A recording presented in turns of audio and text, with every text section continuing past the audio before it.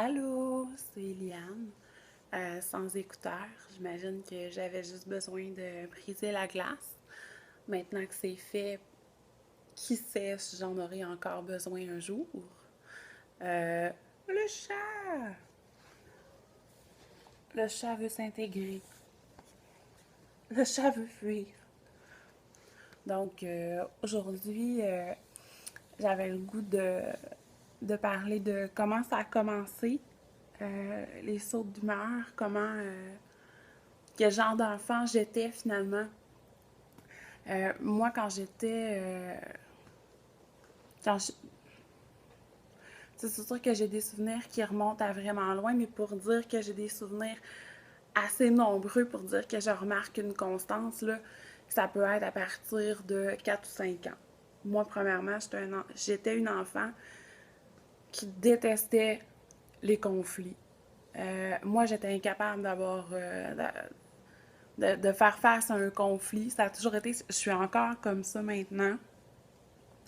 Alors, je me chicanais pas avec les autres. Là. J'étais vraiment pas le genre d'enfant avec qui il fallait intervenir pour régler des choses. Au contraire, j'étais plus le genre d'enfant qui se faisait oublier et qui devait être forcé un peu là, à se mêler aux autres. Je jouais plus à côté des autres, je pense, que je jouais réellement avec eux. Mais j'avais pas de problème avec les autres. Moi, ce qui était problématique, c'était vraiment au niveau de mon caractère. Euh, Moi, de façon générale, je suis une personne très, très, très, très douce. Je suis une soie. Même que souvent, c'est sûr que c'est plus difficile pour les proches, là. De toute façon, n'importe quelle personne qui est très douce au quotidien pour en témoigner, c'est toujours plus dur pour les proches. C'est toujours un peu eux qui écopent du reste, qui écopent de la balance qui a été retenue au quotidien. Mais j'étais très, très, très, très douce de façon générale. Par contre, je pouvais switcher comme ça. Et je me rappelle d'une chose que ma mère m'avait dite. J'avais peut-être 5 ans. C'est la première fois que j'ai pris conscience que j'avais des sautes d'humeur assez marqués pour qu'on me le mentionne, euh, pour que ce soit pas comme une saute d'humeur d'enfant ordinaire ou un caprice ou je sais pas quoi. Je me souviens d'être assise dans mon bain. Euh, J'étais de mauvaise humeur, puis je répliquais, puis ma mère était très, très, très, très stricte, donc répliquer, c'était un jeu dangereux, disons.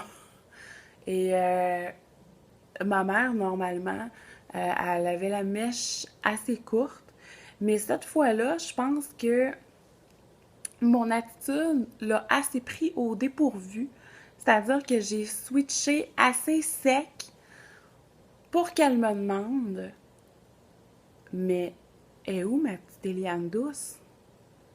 Qu'est-ce qui se passe? Qu'est-ce qui arrive? Et moi, je me souviens juste d'être assise. Je suis assise près du robinet. J'ai l'eau qui coule sur les pieds. Et de me dire, ben, gardons, toi, il y a peut-être deux Eliane. Il y a peut-être deux facettes. Et c'est la première fois que j'ai pris conscience que je pouvais avoir une humeur qui était changeante, peut-être plus que la moyenne. Je n'ai pas vraiment porté attention plus longtemps. Par contre, c'est un souvenir qui est resté assez vif dans ma mémoire pour que je me rappelle encore maintenant, j'ai 32 ans, et je m'en rappelle très très clairement. Mais j'y ai pas tant porté attention dans les années qui ont suivi.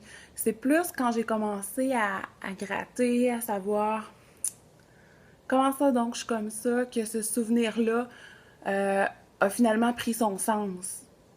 C'est un souvenir qui en avait pas, même que c'était un souvenir amer, parce que j'avais l'impression de de pas être acceptée en tant que personne. J'avais l'impression d'être acceptée seulement pour une partie de qui j'étais, soit la partie qui était agréable. Et à partir de ce moment-là, pendant des années, je dirais même jusqu'à aujourd'hui, j'ai toujours tenté de réprimer ce côté-là euh, plus acerbe de ma personnalité, plus rude. Et j'ai développé beaucoup, beaucoup de culpabilité face à ça. Je sais que ma mère, elle voulait pas mal faire en me, disant, en me faisant ce commentaire-là. Par contre, je dis ça parce que ça me fait prendre conscience à moi-même à quel point ce qu'on dit à un enfant, à quel point un enfant est une éponge, puis à quel point ce qu'on lui dit peut être interprété et peut être ancré dans sa mémoire pour complètement modifier son comportement. Donc moi, ce que ça a créé, avant que ça fasse, avant que ça prenne finalement tout son sens, moi, ça a créé beaucoup, beaucoup de honte quand j'exprimais soit ma colère, soit ma désapprobation, tous les sentiments négatifs que je ressentais généraient beaucoup de honte. Alors que c'était simplement, ce qu'elle voulait me faire faire, c'était simplement une prise de conscience de dire hey, t'es très différente, là, tout d'un coup, qu'est-ce qui se passe? Je suis plus la parade.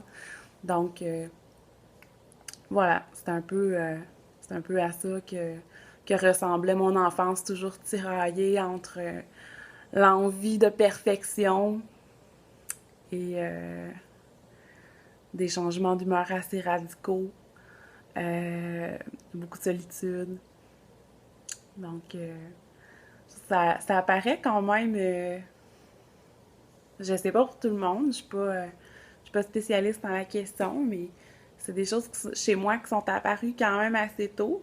Mais dans les années 80, c'est pas vraiment quelque chose qui était super populaire d'aller voir un médecin et dire mon enfant est d'humeur changeante.